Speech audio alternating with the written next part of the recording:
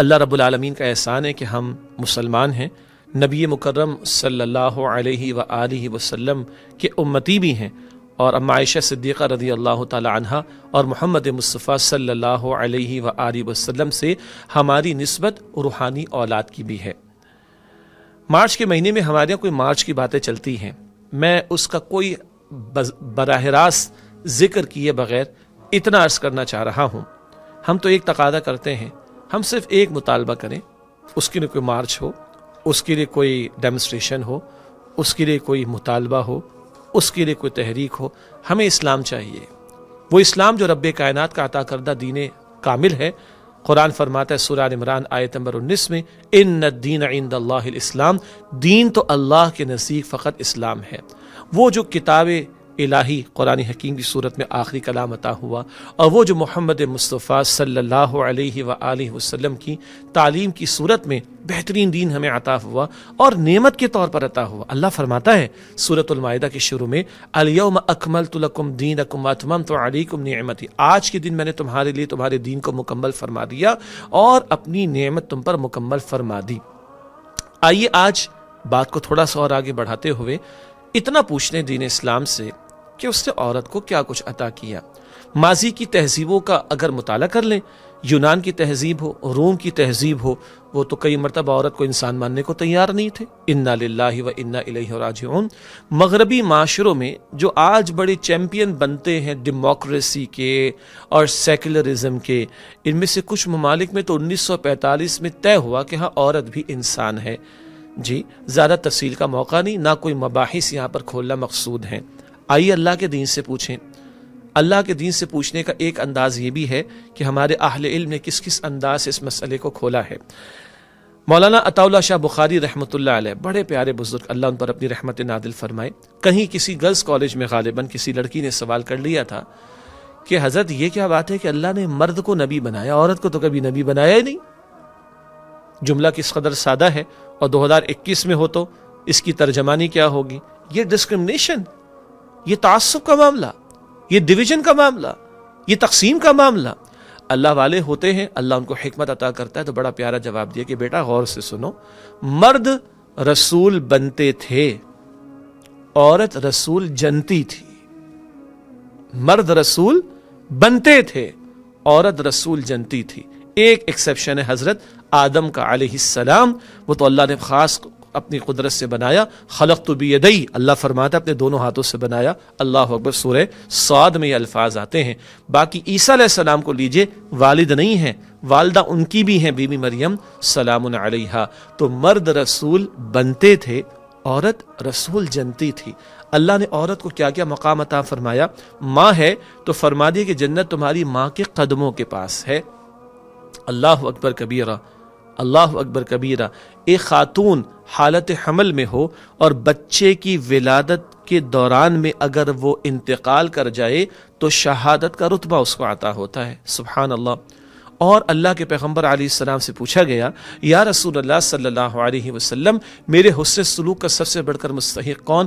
فرمایا کہ تمہاری ماں۔ پھر کون؟ تمہاری ماں۔ پھر کون؟ تمہاری ماں۔ پھر کون؟ تمہارے والد۔ اتھارٹی والد کو دی گئی ہے، حسن سلوک میں ماں کو 1 2 3 درجہ اوپر رکھا گیا ہے۔ سبحان اللہ۔ اب ماہی کے موضوع پر کلام کرے تو بہت طویل بات ہو جائے گی، آگے چلے۔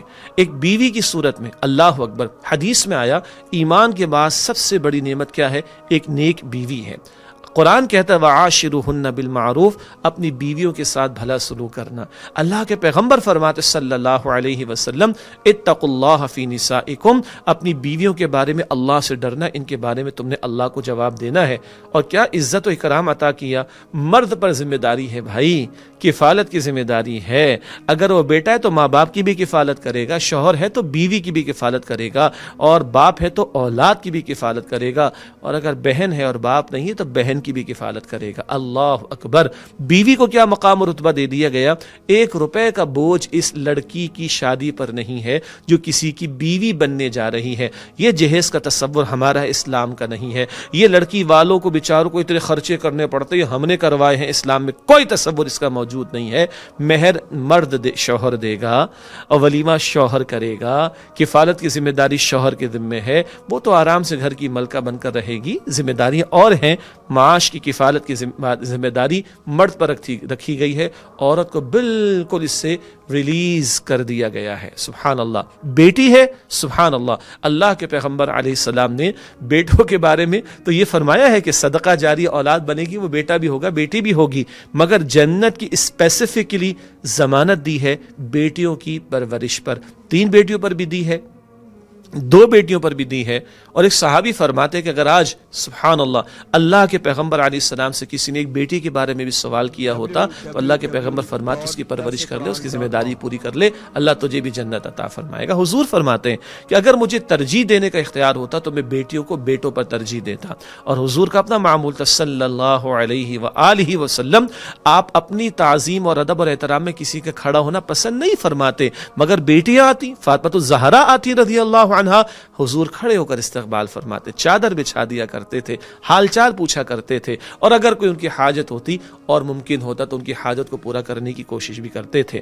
بہن کا رشتہ تو رحمی رشتہ ہے جی، اور رحمی رشتوں کے بارے میں اللہ کا دین کیا فرماتا ہے؟ جو اس کو جوڑے گا، اللہ فرماتے حدیث قدسی میں، بخاری شریف کی روایت، جو اسے جوڑے گا میں اس کو جوڑوں گا، جو اس کو توڑے گا میں اس کو توڑوں گا۔ اور حدیث میں بیٹیوں کا ذکر آتا ہے، حدیث میں بہنوں کا ذکر بھی آتا ہے، اس کی 3 بہنیں ہوں اور ان کی کفالت کرے، حضور فرماتے وہ جنت میں داخلے کا باعث بنیں گی۔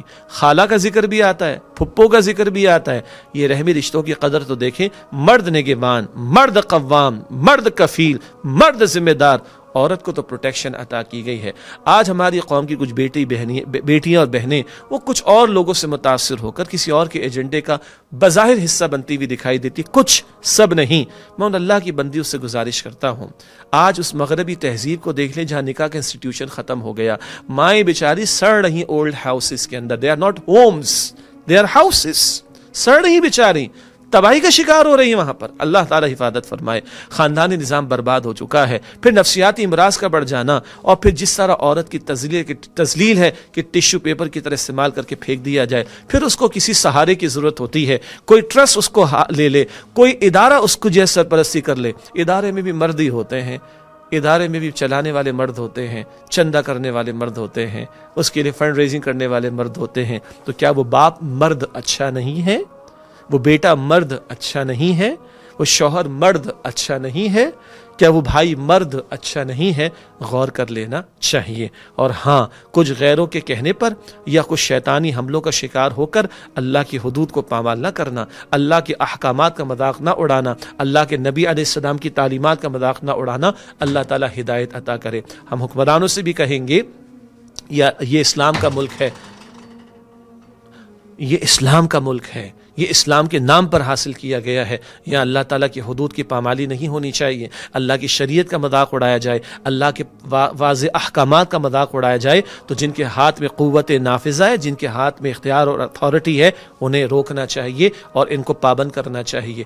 ہاں، ہم وہ ظلم جو ہماری بہنوں اور بیٹیوں پر ہوتا ہے ہم اس کے خلاف بولتے ہیں اور بات بھی کرتے ہیں۔ اگر آج ہمارے کچھ وڈیرے اور جاگیردار قرآن سے شادیاں کرتے ہیں اپنی بیٹیوں کی تو یہ ظالم ہیں، اس کے خلاف جو ہے وہ ایکشن لینا چاہیے۔ آج اگر کاروکاری اور ونی اور اس طرح کی جاہلانہ رسومات کی وجہ سے بیٹی اور بہنوں پر ظلم ہوتا ہے تو اس کے خلاف ایکشن لیا جانا چاہیے۔ اگر آج ہماری بہنوں اور بیٹیوں کو وراثت کا حصہ نہیں دیا جاتا تو یہ ظلم ہے اور اس کے خلاف ایکشن لیا جانا چاہیے۔ اور میں پوری دیانتداری سے علماء کی رائے آپ کے سامنے بیان کروں، میں طالب علم ہوں دین کا ادنا، اگر 3 طلاقیں دے کر ایک وقت میں گھرانے برباد کرتے ہیں کچھ لوگ تو سیدنا عمر رضی اللہ تعالی عنہ نے علی الاعلان کوڑے لگوائے تھے۔ اس سزا کا نفاذ ہونا چاہیے تاکہ گھرانوں کو ٹوٹنے سے روکا جائے۔ اس ظلم کے خلاف ہم بھی آواز بلند کرتے ہیں، اور جو ظالم ظلم کرتے ہیں ان کے خلاف وقت کی حکومت کو اقدام بھی کرنا چاہیے، کارروائی بھی کرنی چاہیے۔ ظلم کے خلاف بات ضرور کی جائے گی، مگر ہم ایسے ظالم نہ بن جائیں کہ ہم اللہ تعالیٰ کی شریعت اور اللہ تعالیٰ کے احکامات کے خلاف باتیں کرنے والے ہو جائیں۔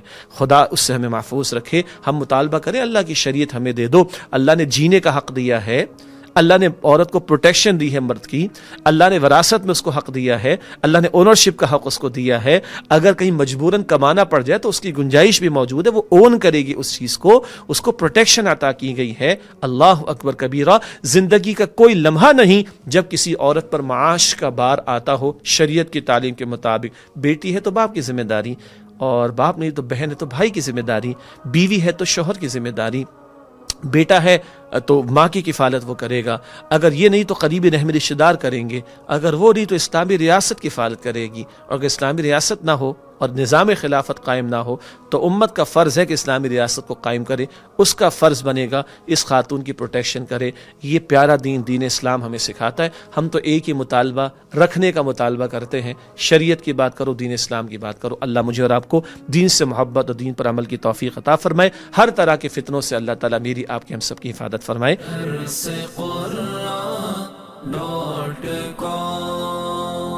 www.darsequran.com